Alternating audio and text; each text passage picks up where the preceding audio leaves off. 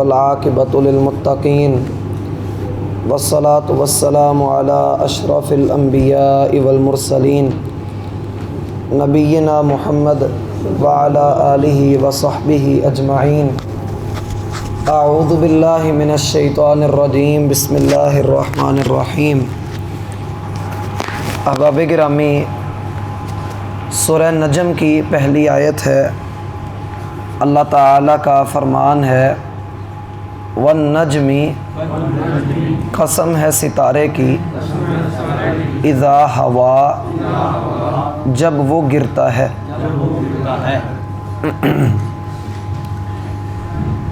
کل ہم نے پڑھا تھا کہ نبی علیہ الصلاۃ والسلام نے مشرکین مکہ کے سامنے جب اس سورت کی تلاوت کی تو ان سب کے سب نے سجدہ کیا، اور اس کے متصل بعد لوگوں میں قصہ غرانیق مشہور ہے کہ معاذ اللہ شیطان نے نبی علیہ الصلاۃ والسلام کی زبان سے بتوں کی تعریف کے کلمات نکلوائے تو مشرکوں نے خوش ہو کر اپنے بتوں کے لیے اصل میں سجدہ کیا۔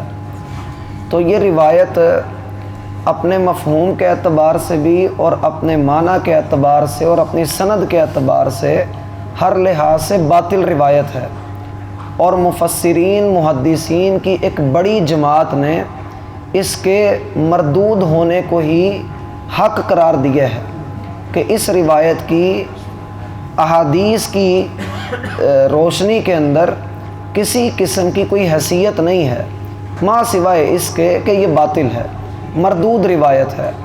تو اللہ سبحانہ و تعالی اپنے نبی کی اور بالخصوص اپنے دین کی حفاظت کرتا ہے، اور کبھی بھی اللہ تعالیٰ شیطان کو اتنی طاقت نہیں دیتا کہ وہ اللہ تعالیٰ کے دین کے اندر بگاڑ پیدا کر سکے۔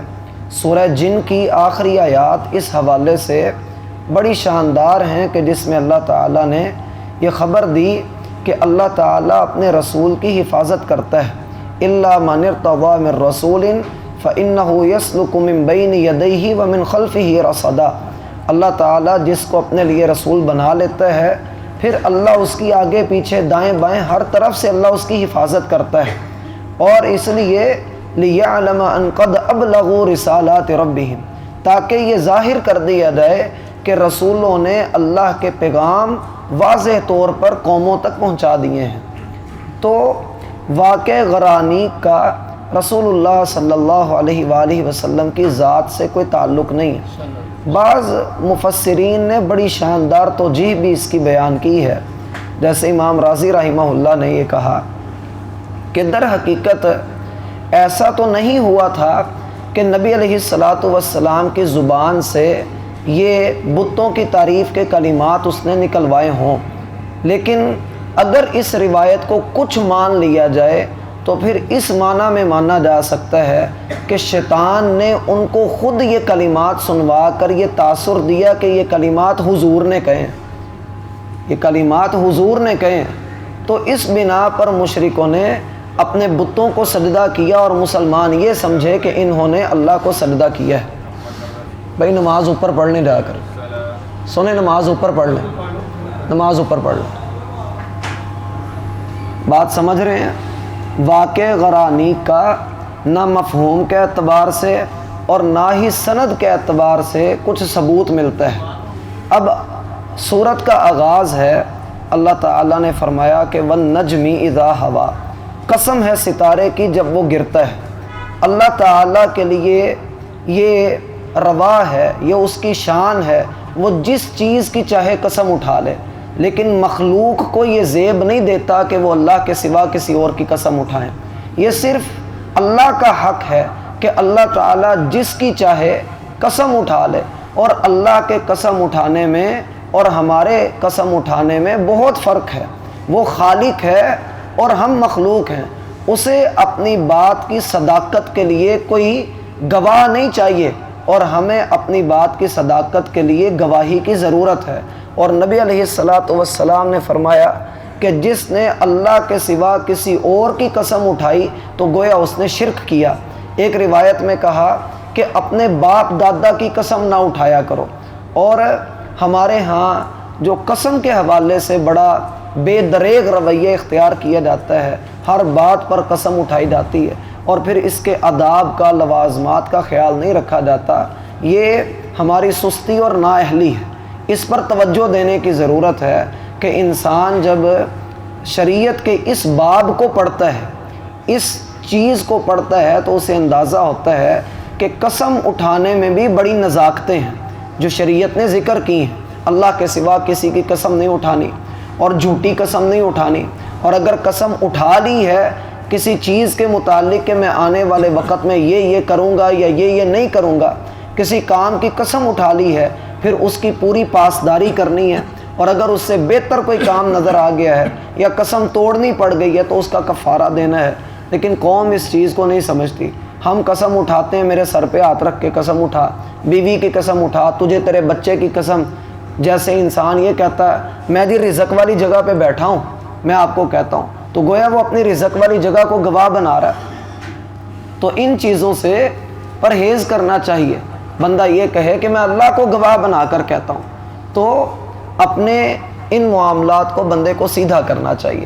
اور رہا یہ کہ اللہ رب العالمین نے قسم اٹھائی ہے، تو اس میں اللہ تعالیٰ کی ایسی ایسی حکمتیں پوشیدہ ہیں جن کو ہم جیسے انسان جمع نہیں کر سکتے۔ ہر دور کے اندر علماء نے اس کے اوپر کام کیا، لیکن بالآخر آ کر یہی بات ہے کہ اللہ تعالیٰ نے جو قسم اٹھائی ہے اس کی اصل حکمت کو اللہ تعالیٰ ہی بہتر جانتا ہے، اور قسم کا جواب بھی ہوتا ہے۔ قسم اٹھانے کے بعد جواب قسم بھی ہوتا ہے۔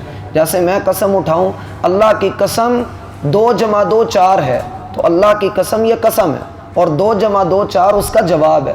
اسی طرح اللہ تعالیٰ نے یہاں قسم اٹھائی ہے تو اس کا کوئی نہ کوئی جواب بھی آگے آئے گا، جیسا کہ آیت نمبر 2 کے اندر اس کا جواب موجود ہے۔ تو کہا وَالنَّجْمِ اِذَا هَوَىٰ، قسم ہے ستارے کی جب وہ گرتا ہے۔ اگر تو نجم سے مراد لو کہ یہ کوئی خاص ستارہ ہے، کسی خصوصی ستارے کی اللہ بات کر رہے ہیں، تو اہل عرب جب النجم کا لفظ استعمال کرتے تھے تو اس سے مراد سریا ہوتا تھا۔ سریا سب سے چمکدار ستارہ ہے، اور یہ اس لیے بتانا مقصود ہے کہ جیسے آسمانوں میں سریا سب سے بڑھ کر چمکنے والا ہے، زمین پر روئے انسانی میں سب سے بڑھ کر اللہ کے ہاں محبوب شخصیت محمد الرسول اللہ صلی اللہ علیہ وآلہ وسلم۔ ایک تو اس کا یہ معنی مفسرین نے بیان کیا۔ دوسرا معنی النجم کا یہ ہے کہ اس پر الف لام جنس کا مان لو، تو پھر یہ ہے کہ یہ سارے ستارے مراد ہیں، کہ قسم ہے ستاروں کی جب وہ گرتے ہیں، لیکن یہاں اللہ نے واحد کا لفظ استعمال کیا ہے۔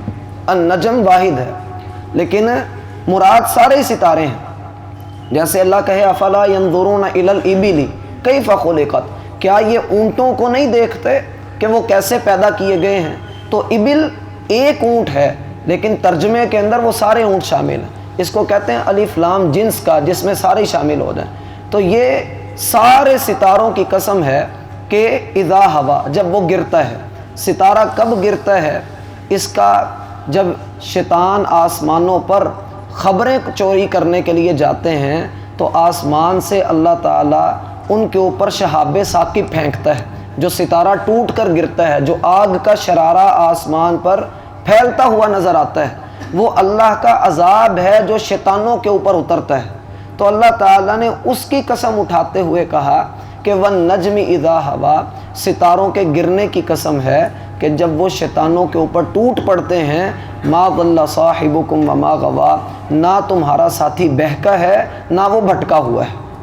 نہ محمد صلی اللہ علیہ وآلہ وسلم بہکے ہوئے ہیں نہ وہ بھٹکے ہوئے ہیں، بلکہ وہ کیا ہیں؟ وہ سیدھی راہ کے اوپر ہیں۔ وَإِنَّكَ لَتَهْدِي إِلَىٰ صِرَاطٍ مُسْتَقِيمٍ، اور آپ سیدھے رستے کی طرف رہنمائی کرتے ہیں۔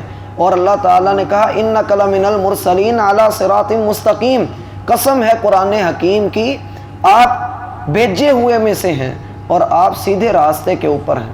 تو وَالنَّجْمِ اِذَا هَوَىٰ، یہ قسم ہے کہ اللہ رب العالمین نے سریا کی یا سارے ستاروں کی قسم کا یہاں پر ذکر کیا کہ جب وہ گرتا ہے۔ اور بعض احادیث کے اندر، جیسے علامہ البانی رحمہ اللہ نے سلسلہ صحیحہ کے اندر بھی اس کو نقل کیا ہے، کہ زمین کے اوپر جس گھر میں قرآن کی تلاوت کی جاتی ہے اسی طرح جیسے آسمان پر تم چمکتے ہوئے ستاروں کو دیکھتے ہو، اس طرح سے آسمان والے اس گھر کو زمین پر چمکتا ہوا دیکھتے ہیں جس میں قرآن کی تلاوت کی جاتی ہے۔ ایک تابعی کہتے ہیں، وہ کہتے ہیں کہ میں سحری کے وقت اپنے گھر سے نکلا اور مدینہ کے اندر میں رہا کرتا تھا، تو میں مدینہ کے جس بھی گھر کے آگے سے گزرتا وہاں سے قرآن کی تلاوت کی آواز ہی آتی تھی کہ گھر والے وہاں پر اس وقت میں تہجد کے وقت میں قرآن کی تلاوت کر رہے ہیں۔ اور اس میں ایک حکمت یہ بھی ہے کہ اللہ تعالیٰ نے ستاروں کا ذکر اس لیے کیا، وَلَقَدْ زَيَّنَّا السَّمَاءَ الدُّنْيَا بِمَصَابِيحَ، ہم نے آسمان دنیا کو مزین کیا ہے ستاروں کے ساتھ۔ تو جیسے آسمان کی زینت ستاروں کے ساتھ ہے، اسی طرح زمین کی زینت قرآن کے ساتھ ہے۔ اور سیدنا عمر رضی اللہ عنہ کا قول ہے کہ لوگوں، زمین پر اللہ تعالیٰ کی طرف سے 2 امانیں تمہارے لیے اتاری گئیں، ایک امان ختم ہو گئی اور دوسری امان تمہارے پاس موجود ہے، جب تک وہ تمہارے درمیان موجود ہیں کبھی تم پر عذاب نہیں اترے گا۔ اور وہ امان کیا ہے؟ پہلی امان ہے اللہ کے رسول صلی اللہ علیہ وآلہ وسلم۔ اللہ تعالیٰ رسول کی موجودگی میں عذاب نہیں اتارتا، جیسا اللہ تعالیٰ نے کہا وَمَا كَانَ اللَّهُ لِيُعَذِّبَهُمْ وَأَنْتَ فِيهِمْ، اللہ کافروں کو عذاب نہیں دے گا جبکہ آپ ان کے درمیان موجود ہیں۔ تو اللہ تعالیٰ نے ان کے لیے جو ہے وہ اپنی رحمت والا معاملہ کیا۔ اور دوسرا ہے اللہ کا قرآن، یہ زمین کے اوپر موجود ہے، اللہ کی رسی جو بڑی مضبوط ہے، اگر انسان اس کو تھام لے گا تو اللہ تعالیٰ کے عذاب سے بچ جائے گا، عافیت میں آ جائے گا۔ تو یہ کہا وَالنَّجْمِ إِذَا هَوَىٰ، قسم ہے ستارے کی جب وہ گرتا ہے۔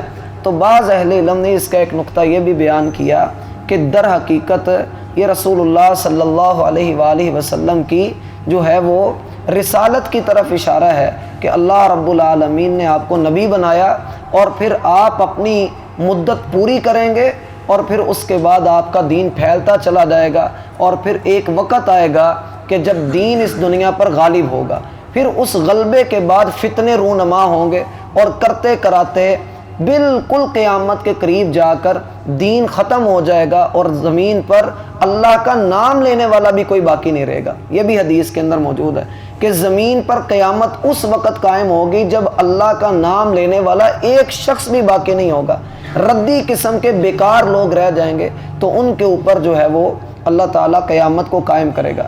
یہ بھی اس کی توجیہ کے اندر کہا گیا کہ جیسے ستارے اپنی جگہ سے اللہ تعالیٰ کے حکم سے طلوع ہوتے ہیں اور غروب ہوتے ہیں، اسی طرح محمد الرسول اللہ صلی اللہ علیہ وآلہ وسلم اللہ کے حکم سے اس دین کی دعوت دیتے ہیں اور اللہ کے حکم کے مطابق چلتے ہیں۔ اور یہ بھی کہا کہ جیسے ستارے چمکتے ہیں اور اپنے اپنے مدار کے اندر اپنے اپنے راستے کے اوپر رہتے ہیں، دائیں بائیں نہیں ہوتے، اسی طرح محمد الرسول اللہ صلی اللہ علیہ وآلہ وسلم ہیں کہ وہ سیدھے راستے کے اوپر ہیں، دائیں بائیں نہیں ہوتے۔ تو اس کا جواب ہے ما ضل صاحبکم وما غوا، نہ تو محمد الرسول اللہ صلی اللہ علیہ وآلہ وسلم بہکے ہیں اور نہ ہی وہ بھٹکے ہیں۔ اس کی انشاءاللہ تشریح اگلی ملاقات میں دیکھیں گے۔ سبحانک اللہم وبحمدک اشہد ان لا الہ الا انت استغفرک واتوب الیک۔